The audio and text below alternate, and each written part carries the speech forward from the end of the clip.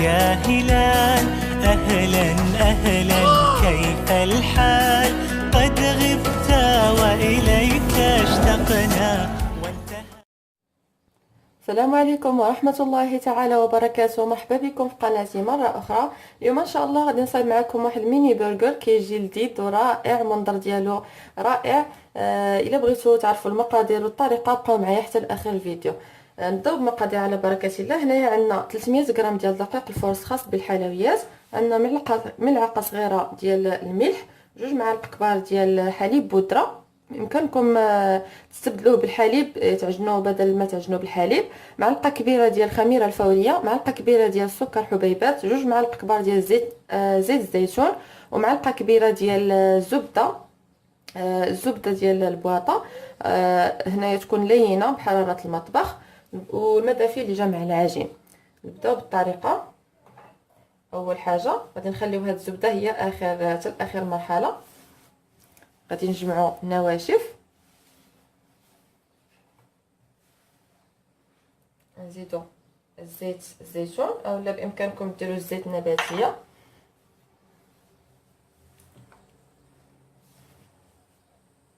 غنبقى نستعمل المدافي شويه بشويه.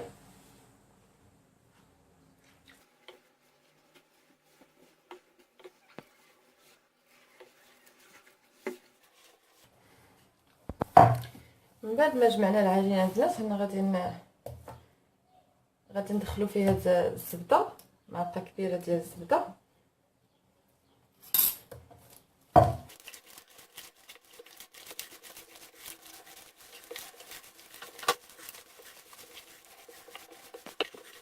البنات. من بعد ما دخلت فيها هذيك معلقه كبيره ديال الزبده، هكا كيكون القوام ديالها، ما كتلصقش في اليدين وما قاصحاش، هكا رطبه. غادي ندلكها واحد شويه، ومن بعد غادي نغطيها نخليوها حتى تختمر، ومن بعد غادي نشكلوها. من بعد البنات ما خمرات لينا العجينه، انا غادي نخرج من هذاك الهواء. هنا انا غادي نقطعها قطع صغيره، ومن بعد غادي نعبرهم في الميزان باش نديروهم يكونوا قد.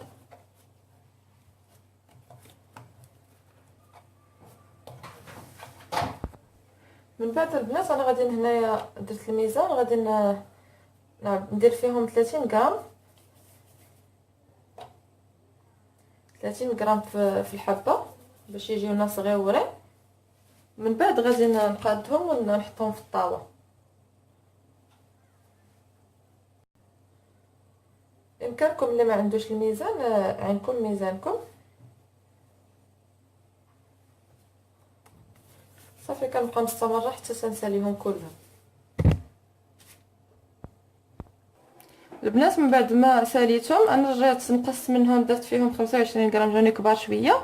المهم خليتهم خرجت لي 25 حبه، هاد الكميه اللي عطيتكم. غادي نخليهم يخمروا واحد شويه ونغطيهم بواحد المنديل يخمروا واحد شويه، من بعد غادي عاد ندخلوهم الفران.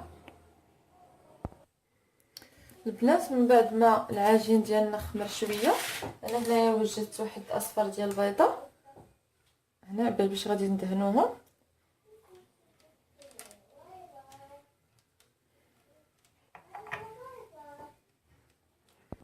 من بعد ما دهنتهم هنايا انا غادي نرشهم بخليط الزنجلان والبافو، يمكنكم ديروا غير واحد فيهم اولا ديروا كما درت انا، كنرشوا عليهم من الفوق.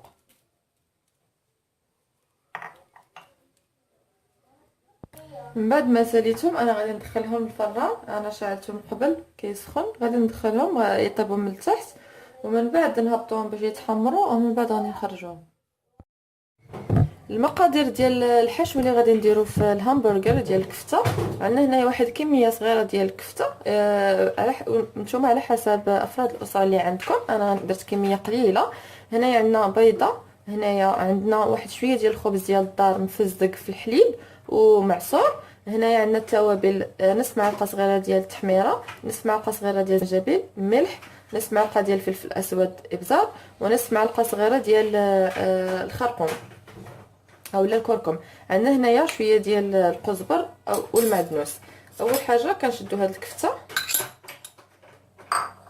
كنزيدو عليها هاد الخبز. الدور ديال هاد الخبز هذا كيخلي لينا هذيك الكفته كتجي فتيه. البيضه، التوابل، والقزبر والمعدنوس. كنخلط هاد المكونات مزيان.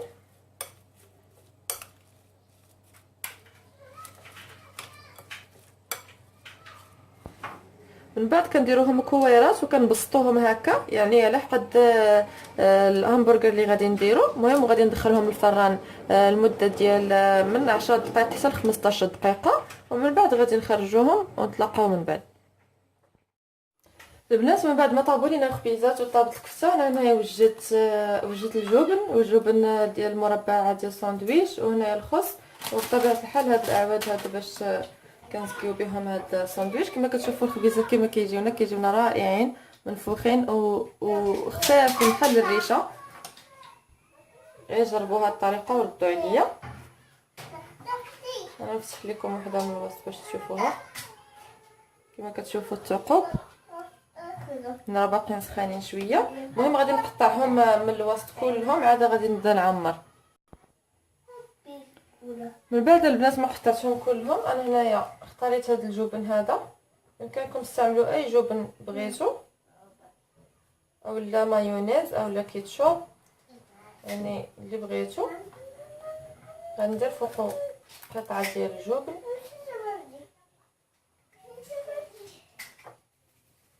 وقطعه ديال الخس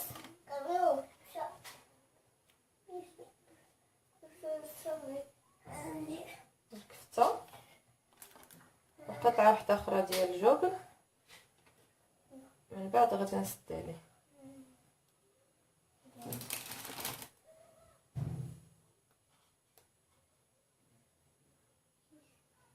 بحال هذا الشكل هذا.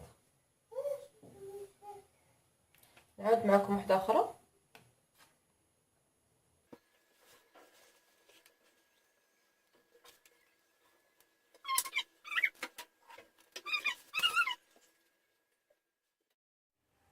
هما لي همبرغر ديالي من بعد ما ساليتهم كما كتشوفوا كيفاش كيجيو رائعين في المنظر ديالهم، والطعم حتى هو لذيذ بزاف. كنتمنى تعجبكم هذه الوصفه.